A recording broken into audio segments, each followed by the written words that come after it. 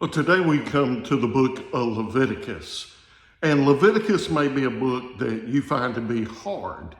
It is a book that I love. I think it's a book that is very neglected, but it's a book that I love. I love to preach, love to teach.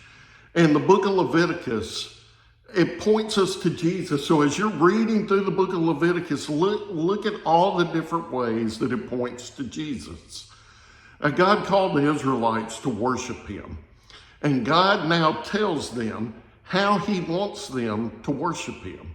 And so he gives them some instructions. He gives them instructions for 5 different offerings that they're to offer to him. And the very most basic sacrifice offering was the burnt offering. It was to be given twice a day. And so let me read you some of the instructions here from Leviticus 1, verse 1 through 6. Leviticus chapter 1, verse 1 through 6. Then the Lord summoned Moses and spoke to him from the tent of meeting. Speak to the Israelites and tell them, when any of you brings an offering to the Lord from the livestock, you may bring your offering from the herd or the flock. If his offering is a burnt offering from the herd, he is to bring an unblemished male. He will bring it to the entrance to the tent of meeting so that he may be accepted by the Lord. He is to lay his hand on the head of the burnt offering so it can be accepted on his behalf to make atonement for him.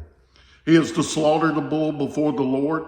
Aaron's sons, the priests, are to present the blood and splatter it on all sides of the altar that is at the entrance to the tent of meeting.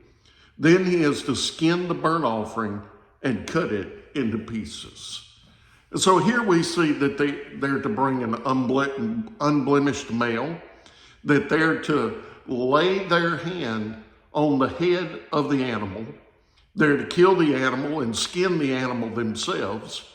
And it is to all be given, all the different parts are to be given and to be burned up. You know, I love that image there of the worshiper coming and laying their hand on the head of the animal. Because in doing so, you're transferring the sins of yourself onto the animal, and the animal is dying in your place. You know, the people would place their faith then in this sacrifice. Well, we no longer place our faith in an animal that we lay our hand on, but we place our faith in the Lord Jesus Christ, who was that sacrifice to us. We lay our hand on him. He has taken our sin. He has died for our sin, and we place our faith in him. He has died in our place. Hope you join me again tomorrow as we continue in Leviticus.